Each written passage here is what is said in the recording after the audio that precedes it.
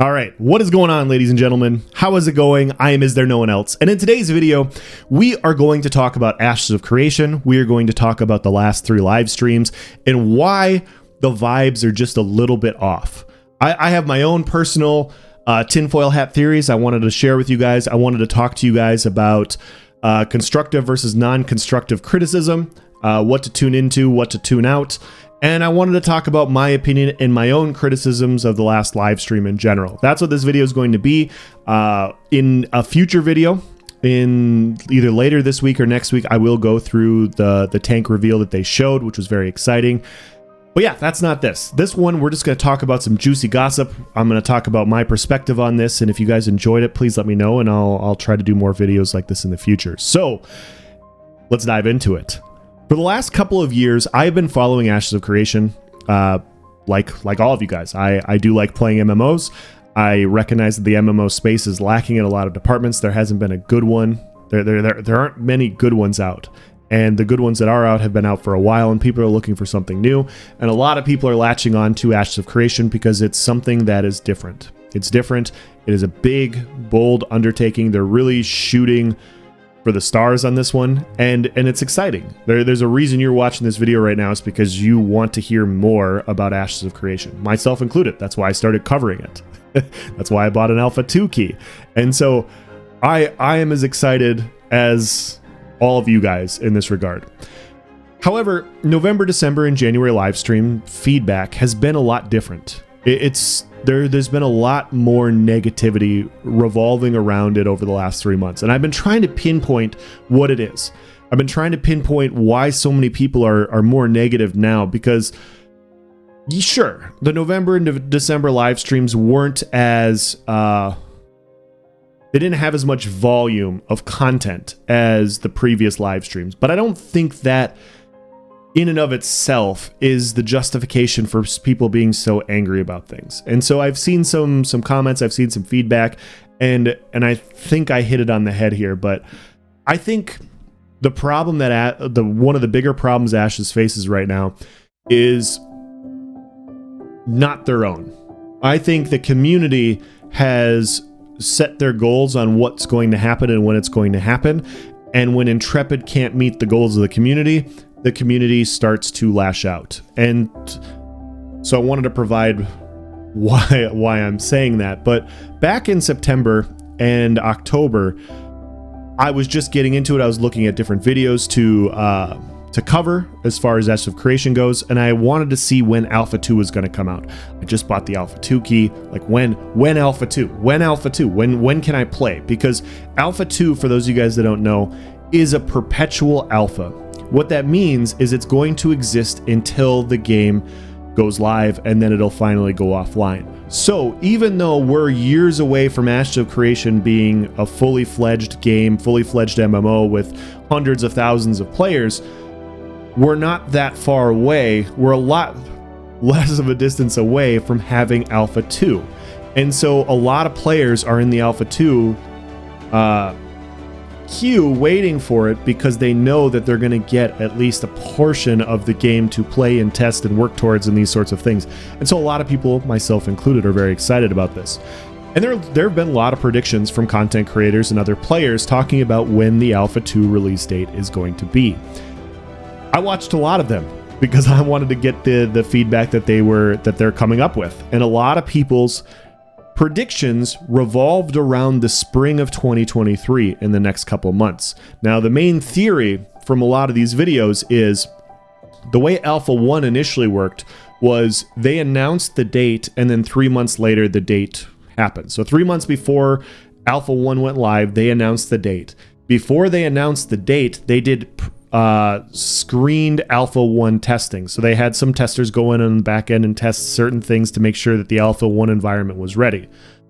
There have been rumors on Discord since September that people have been testing the back end of Alpha 2 stuff.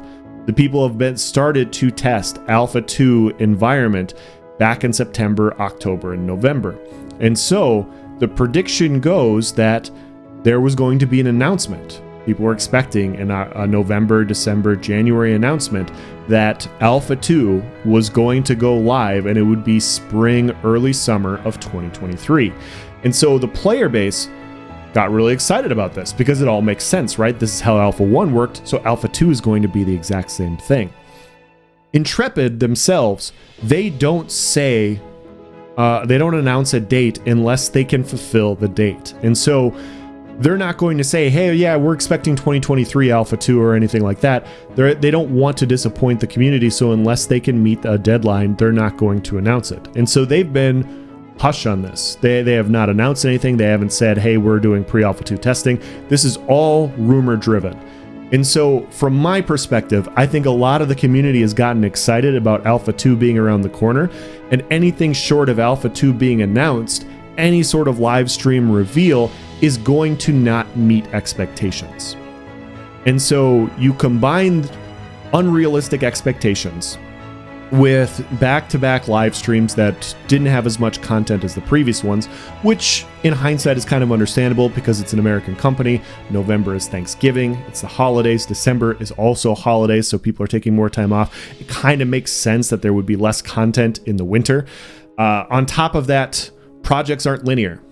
If you've worked on any project, you don't have to be a game designer to work on a project and know that projects aren't linear. Whether you're building a porch, a house, making a cabinet, it doesn't matter. It doesn't matter what your project is. Writing a 20-page creative writing paper for, your teacher in high school or college or whatever. Each page isn't going to be written in the same amount of time because you reach roadblocks, you reach problems that you have to solve, and you have to work around, and you have to try and figure out how you're going to tie everything in together. I can't imagine a world where you're creating a world from scratch, you're creating lore from scratch, you're creating racial classes and passives from scratch, armor from scratch, all these different things, and then you're trying to tie it all together. You're not going to have linear production. So you're not going to have linear reveals of content. And obviously, if they are gearing up for a future reveal, they're going to save and hold some stuff back for the community. They're not going to reveal everything, and then you go into Alpha 2 not experiencing some things on your own. They're very, very hush-hush about quite a few things. And so this is what has been a lot of the outcry from the community. And this January reveal wasn't much different. I saw lots of complaints about hitboxes and different things and how stuff just looked clunky. And it's like, guys, we're not even in Alpha 2 yet. Not every single aspect of the world, not every single character is going to be fleshed out. They're showing where their production is for the tank. They've got to the tank skills to a point of level 15. Obviously, things need to be worked on. It's not going to be perfect. Not everything is going to be perfect in a pre-Alpha 2 reveal. They showed a lot of things during the initial live stream. They showed how the loot drop system is going to work. They showed working with other teammates. They showed how different skills and abilities are going to combine. And so a lot of these complaints, to me, just all hinge around the fact that it's not what people are expecting, and what people are expecting is all just in their own minds as far as what their goals and expectations were. Now, if this doesn't apply to you, then I'm not talking about you. And, we don't have to have a discussion. You don't have to get angry at me in the comment section because this doesn't apply to you. We're all different people. We all have different expectations. We all have different criticisms about the game. And that's completely understandable. And I encourage you to comment in the comment section below and provide your feedback and what your thoughts are in the last few live streams. Because that's what I have seen so far. And it doesn't apply to everybody. Now, there obviously has been constructive criticism too.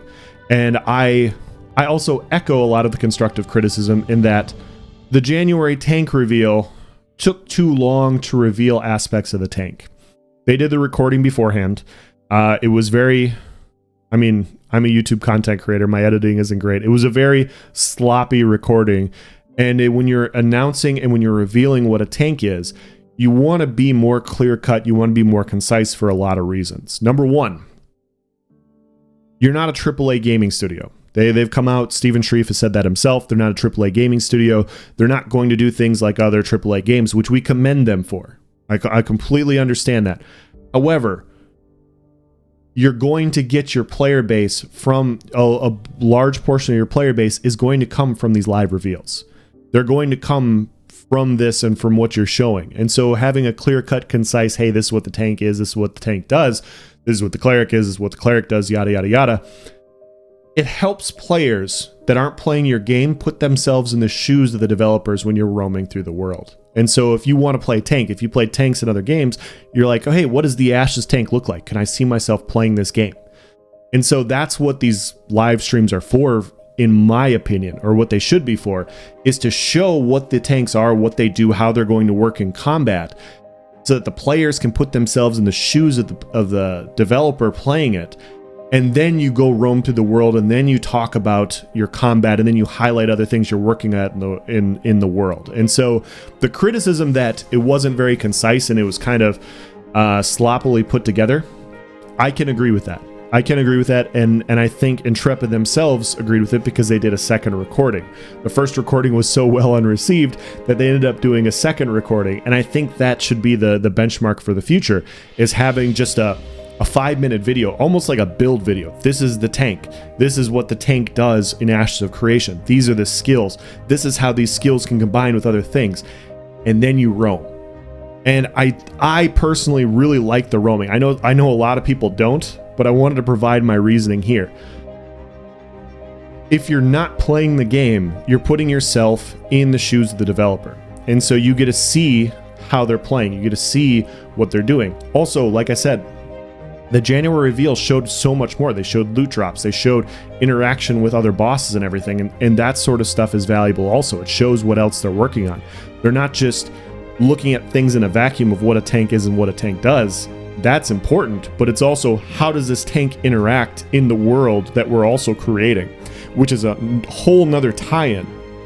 And so those two things are very important to separate, but also show both of. So I think it's important that they still do that. Also, I personally get a lot of enjoyment out of the fact that people get really upset about Steven Sharif's gameplay. I think it's so funny because he's playing a new archetype that they're revealing for the first time to players. So it hasn't been around for a while. It hasn't been completed for a while. They're showing the reveal. He's showing it for the first time on a game that won't be out for a few years. So people expect him to be just this top-notch, top-level gamer, and it's like, guys, he's the head honcho. He oversees everything. I doubt he has much, I don't know Steven Sharif's work schedule, but I doubt he has much time in his day to go and like practice, you know, how his recording of what the tank is going to look like. He's doing it like, hey, this is what you're going to be, this is what it's going to be like when you're picking up the game from scratch. This is what we're all going to look like. I don't care how good of a gamer you are. The first time you pick up a game, it feels a little weird for the first couple of hours, trying to figure out the skills and abilities and everything. It's not going to be who you are, like how good or how proficient you are with the class in the long term, but what he's doing is exactly what you're going to be doing when you're playing a new game. And so I think those experiences, I think those sorts of recordings are valuable, but they should be separated from the tank, the cleric, the warrior, like those types of reveals where you're showing like a system or an archetype or a class or whatever, like separating those two things so that people can enjoy one or the other or both is just a much better way to go about doing things. And so I'm gonna end this video here by stating that not all criticism is warranted. We should be, they want feedback. It's good for us to be critical. It's good for the community to point out things and be critical about certain game designs and game flaws and have them reveal the best possible game that they can when it's available. At the same time, we also have to show patience as a community. Like this game development is unlike anything I think any of us have ever seen before. And so I think that's part of the excitement for it. But I don't think people are really strapped in for how long this is actually going to take. Like we have Alpha 2, we have Beta, and then we have the game. And so we're a few years out from this game going live.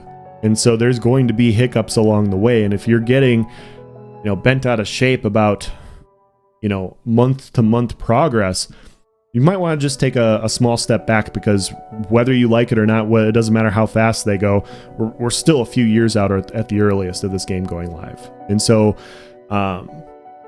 Constructive criticism is good. Criticism based off of your own unrealistic expectations are bad. That's my opinion. And so obviously I am not going to cover and highlight every single individual player and their own individual criticisms. And so this is just a broad general brush stroke over what I have seen and what I have looked at and what I have interpreted. I'm missing quite a few guys. I'm missing quite a few of your voices and your concerns. And so, like I said, if you guys have your own feedback and your own perspective, I'd like to hear it. So comment in the comment section below. Let me know what you guys think. And yeah, I'll catch you guys on the next video. Thank you for watching, guys. Have a nice day.